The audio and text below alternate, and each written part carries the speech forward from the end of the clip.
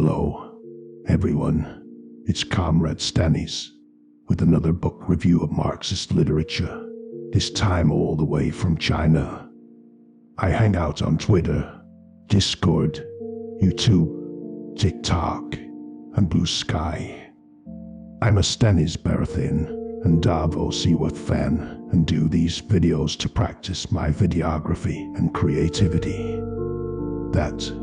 And I just love the process of making them. Today, we're reviewing an ideological history of the Communist Party of China, Volume 1, by Huang Yibing, and translated from Chinese to English by Shelley Bryant and Sun Lai for English-speaking audiences.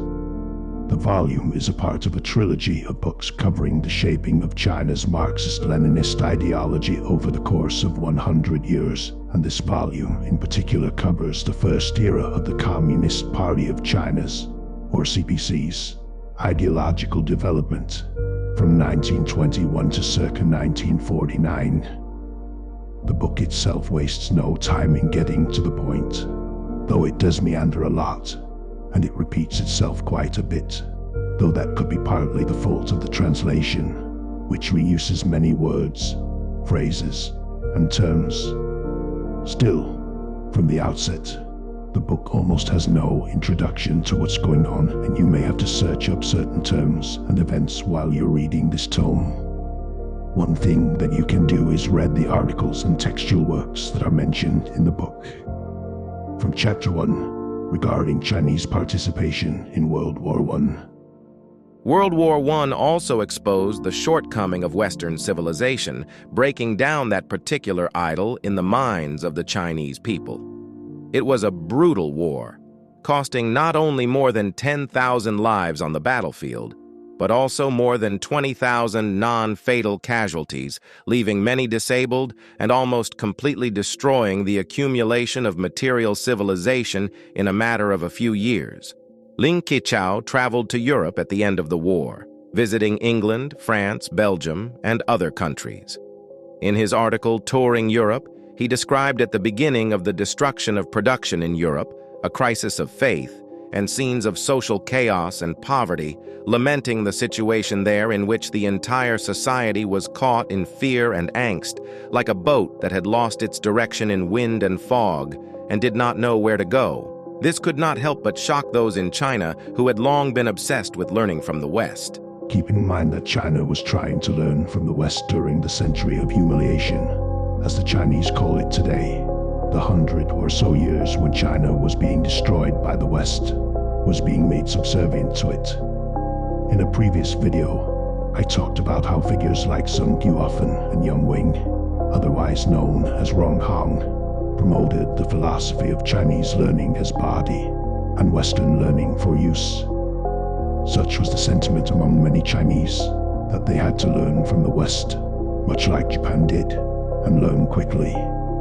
But World War I would help to shatter such perceptions, and the first chapter goes through everything that would help to undermine the image of the West that the Chinese had on their minds quite thoroughly. On another note, I would highly suggest reading this book while reading some articles and textual works on the side that it mentions, such as Liang Qichao's Touring Europe. The book goes on to say that many publications in China started to pine for socialism, though what socialism was quite complex, as there were many ideas about it at this time, such as Bakunin's collective anarchy and Proud Han's social anarchism, in addition of Karl Marx's scientific socialism.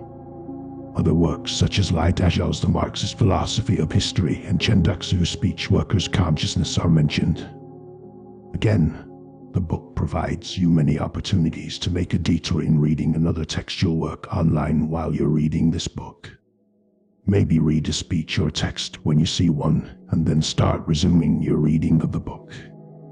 In Chapter 2, we see the formation of what would become the new democracy theory of revolution and communist politics. From page 30 of Chapter 2. After the May 30 movement, the Communist Party held further discussions regarding the nature of the revolution. Mao Zedong pointed out that the revolution in Europe, the US, Japan, and other places was a bourgeoisie revolution that was meant to build a state in which the nation is dominated by the bourgeoisie, While China's national revolution aimed to reform the petty bourgeoisie, the semi-proletariat, and the proletariat, and its purpose was to build a nation under the cooperation and rule of the revolutionary people. Although party members had not yet come up with the new concept of democratic revolution at that time, they had already begun to address the fundamental issues of their day, the revolutionary leadership, and the goals of the struggle. In this, it was different from previous democratic revolutions. It was precisely for this reason that the party's new theory of the democratic revolution could address those specific ideological conditions. This was in contrast to the previous bourgeois democratic revolutions, which was meant to ensconce the bourgeois class in power permanently and only, ultimately, for the benefit of the bourgeois class, not for socialism. By the Fourth National Congress, the party had determined that the proletariat must take leadership over the democratic revolution, as page 34 says. Later, in 1927, the Great Revolution, as it's called in the book, would ultimately not yield successful results to the CPC. The CPC Central Committee would hold an emergency meeting in Hankou of Hubei province, known as the August 70H meeting, in which criticisms were made of the Soviet consultants and representatives of the Comintern, including a Comintern representative known as almueth. This would represent perhaps the first major rift or break with the Soviet side of the revolutionary activities in China, a rift between the Communist Party of China and the communists from the Soviet Union. It would be one of many. Mao Zedong would also criticize the rightist errors of Chen Duxiu, although also criticized the party for not specializing in military campaigns, but in populist movements. It would be around this time that a heightened focus on using armed forces would be further deepened compared to before the 1927 uprising in China. The book summarizes, however, that there was leftist thinking of the Comintern as well as leftist sentiments in the CPC itself, and that this was failed to be attacked or rebutted throughout the August 7th meeting. Yet again, notes from the meeting emphasized that the national liberation movement must be under the proletariat or led by it. In Mao Zedong's article, Why is China's Red Regime Able to Exist? Mao Zedong wrote that China urgently needs a bourgeois democratic revolution, and this revolution must be completed under the leadership of the proletariat, as page 53 quotes. Kubai would add, the development of the Chinese Revolution must be led by the peasant soldiers of the proletariat, based on class, leading the masses in a revolution to overthrow the landlord bourgeoisie of the gentry class and the bourgeoisie of international imperialism. In regard to the leftist errors, one such error was a blind repetition of the Russian Revolution, essentially trying replicated wholesale in rural agrarian China. There was also a penchant for believing that victory was assured and imminent, with the CPC believing that the Kuomintang warlords were already on the brink of collapse, not acknowledging the revolutionary situation, as Volume 1 puts it, was at an ebb. Laminad's proposal around the time of the meeting did not mention armed insurrections that would take place after the August 7th meeting, and analysis was not made of the then situation in China. The book goes on to say that many believed that left was better than right, and this primed the CPC to lean toward making leftist mistakes over rightist ones. One of the main errors of leftist thinking here, from the August 7th meeting to the fateful Zuni meeting in 1935, was making an urban-centered theory of revolution the focus of their politics, believing that focusing on the peasants would detract from the leadership of the proletariat, a sentiment that Mao Zedong would fight against. Meanwhile, upright figures like Mao Zedong and Zhou Enlai were castigated by the Comintern representative Laminats as petit bourgeois intellectuals.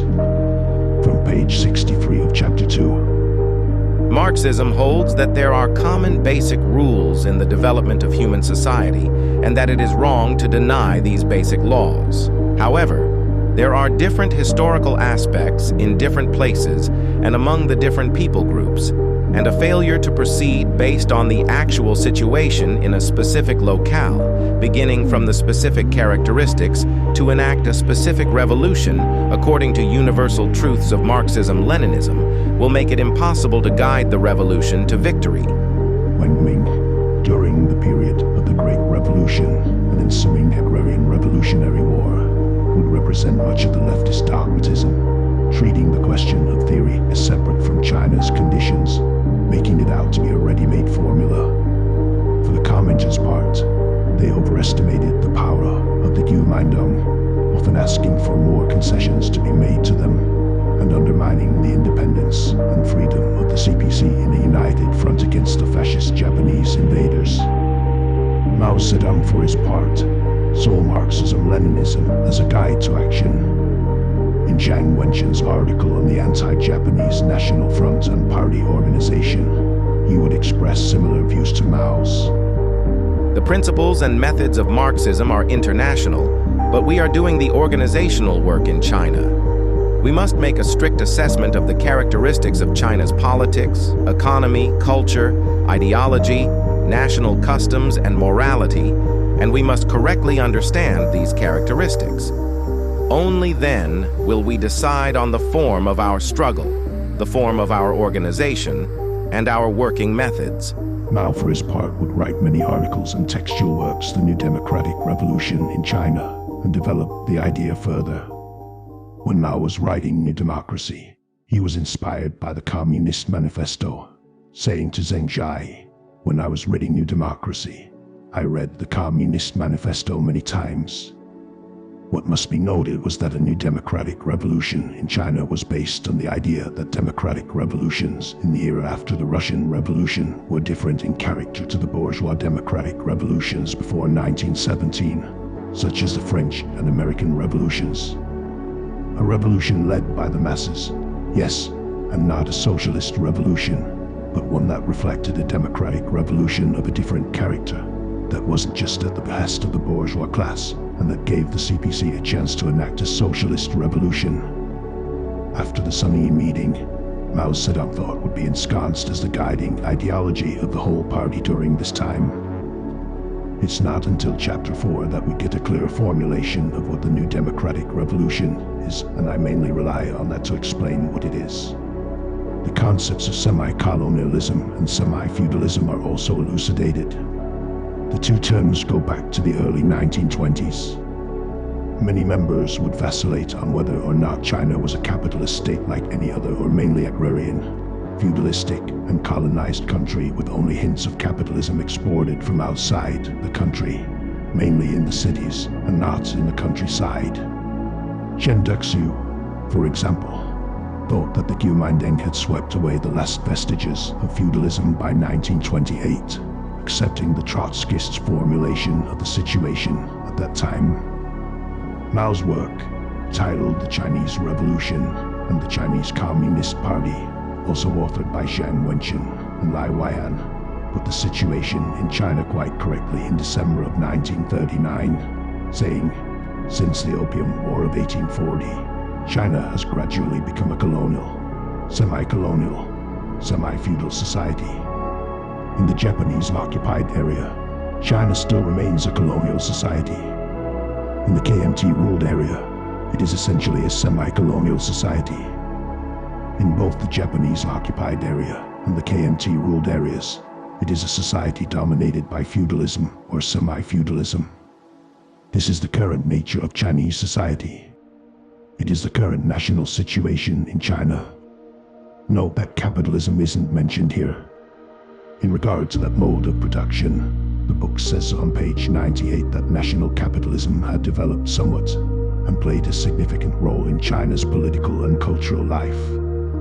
Even so, it had not become the main form of China's social economy, and it remained weak and, for the most part, connected to foreign imperialism and domestic feudalism. In other words, feudalism and colonialism were paramount. From the struggle of Jingdezhan, Mao pointed out the error of believing in the existence of an inevitable revolution and the party's desire to skip the bourgeoisie civil rights revolution. Under the new democratic revolution framework, viewing the democratic and socialist revolution as separate, two stages in the ultimate movement towards socialism led by the CPC and the proletariat. Mao's other works, such as the Communist Party Reader, the Chinese Revolution, New Democracy, and other works would help formulate the two-step strategy for ultimately, the Chinese Revolution. Chapter 5 would explain that Chen Duxiu's articles, entitled Theories on Nation Building, the Bourgeois Revolution and the Revolutionary Bourgeoisie, and the Chinese National Revolution and the social classes would profoundly and positively influence the CPC during the 1920s. These articles reflected discussions on the nature of the bourgeois class and how to unite it with them, if even that. Of course, Chen's analyzers had an erroneous view of the right wing of the bourgeois, viewing them in overly positive terms. By the 1930s, Chen Duxiu would be a renegade of the party. Mao Zedong would once famously say, "Make many friends and fewer enemies." But the question at the time was who was friend and who was foe. Distinguishing between the two was of the utmost importance. Mao pointed out that it is a strategic mistake to unite it with friends to attack one's enemies, if you didn't even know who the friends and enemies were to begin with. Throughout this time, imperialism was made the primary target of the Chinese Revolution, as page 134 says. It should be noted that China's bourgeoisie was divided into two groups, the bureaucratic bourgeoisie, or comprador class, and the national bourgeoisie, known as the middle bourgeoisie, or the middle class. And as to the proletariat, while it should lead, and was capable of leading, the Chinese Revolution, it should be vigorously pursued by it, as it would not naturally fall into the hands of it, that is, the proletariat. Hence, for the united front against the Japanese were to work, it would have to establish the principles of independence, unity, and struggle for leadership. In Chapter 6, the origins of the city-centered theory are gone into, the theory that guided the CPC throughout the 1920s and 1930s. It was meant to emulate the Soviet Union's formation after the October Revolution. Even as this sentiment began to wane and shift to a more peasant-focused path toward revolution and seizure of power, the overall idea continued to influence the CPC. For example, in the party's work, it was important to hold to the firm belief that the establishment of a branch of several people in a heavy industry was more valuable than the development of more than 100 comrades in the countryside, with figures like Lai Listen representing this trending thought. Proposals to continuously attack urban centers, even when the situation was tenuous, was also a common mistake during the period from 1927 to 1935. The book, on page 163, says that the Central Committee of the CPC rid itself of the city-centered theory through a long, torturous process. This was due to a doctrinaire attitude toward what worked before and what Marx, Engels, and Lenin said. Lenin would say, for example, the bigger the city, the greater its role in the revolution. Marx and Engels would also put a lot of onus on the proletariat over the peasantry. Thus, this overprizing of the city folk over the peasantry distracted the CPC when formulating strategy and tactics on how to take power. Eventually, the theory of guerrilla warfare and movement building in the countryside would give way to the theory of encircling the city. As the book says on page 179, it was appropriate regarding what Mao said in his article, "A single spark can start a prairie fire," to assert that China's national conditions were not suited to launching armed uprising focused on the cities. China merely needed to take its own path in doing so. It was also necessary to have at least one solid rural base area rather than spreading your strength all in one direction helter-skelter, without a strong point to it all. Chapter 7 talks about the efforts to establish an anti-Japanese national united front and the concept of the united front in general. This was especially interesting to me as someone who loves the united front idea. Now, the Communist Party of China stressed independence as well as unity. Mao asked at one point, does the proletariat follow the bourgeoisie, or does the bourgeoisie follow the proletariat? He wrote two works in particular, two reports entitled The Tasks of the Communist Party of China in the Anti-Japanese War and Striving for Millions to Enter the Anti-Japanese National United Front. Keeping one's ideological and organizational independence from another class was paramount to being a viable political player in the politics of China, even when a united front was necessary. Page 239 quotes Mao as saying the current anti-Japanese National United Front is neither a joint denial of unity nor a joint denial of all struggle, but is a combination of both unity and struggle. It is a basic policy of the CPC toward the bourgeoisie and the general policy of the anti-Japanese National United Front.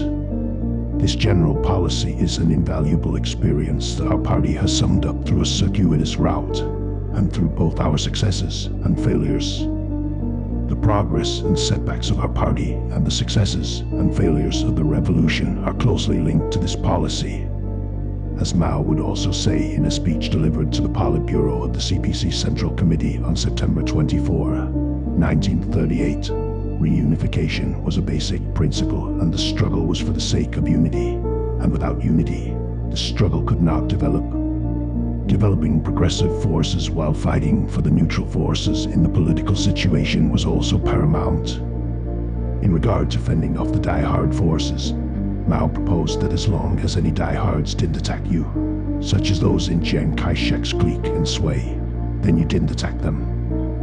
Zhu Enlai would also point out in the opinions of the work of today's democratic parties that although the organizational components of the democratic parties were more complex, encompassing those from the opposition ruling class to the progressives, they mainly came from the upper petty bourgeoisie, national bourgeoisie, and the political representatives of the intellectuals. They opposed the one-party dictatorship of the KMT, and the democratic parties and Democrats associated with them were an important force in the Chinese political arena, one that should not be ignored. Zhu also offered an analysis of non-partisan Democrats, stating his belief that though non-partisan Democrats did not form official parties, they were essentially partisans. They participated in democratic political movements and participated in anti-imperialist and anti-feudalist activities. Page 262. Chapter 8, known as the Theory of Armed Struggle, states that the doctrine of armed struggle formed an important part of the CPC ideological theory and one of the three main weapons of the Chinese Revolution. Based on China's specific environment and conditions, the CPC gradually enriched and developed the Marxist-Leninist theory of armed struggle in the process of revolutionary practice. Page 273. Zhu Enlai, in his article evaluating Huxi's efforts, stated, "The real revolution must be extremely powerful. Without a highly organized revolutionary army, the revolution cannot defeat the warlords." Page 274. Figures in the CPC history during the 1920s such as Deng Zhangzi, Yan Daiying, and Kai Bai would also echo similar sentiments regarding the People's Army. China's armed struggle would essentially be a peasant war under the leadership of the proletariat, as it was envisioned by the CPC as the years wore on. This was due to the historical conditions of the country, such as the masses mainly consisting of peasantry, and due to its long tradition and history of peasant uprisings and peasant wars. Mao would write his work on protracted war during the 1930s and include in it much of what he said during a speech entitled Military Dialectics at the Red Army University in northern Shaanxi. The party's absolute leadership over the military was a guarantee of the proletarian nature of its armed forces, and we can see that that carries over in the modern day. Other aspects of revolutionary warfare are gone over, such as the idea of combining armed and unarmed masses in order to achieve ultimate victory. Chapter 9, known as the Theory of Party Building, proved to be another interesting chapter to me especially.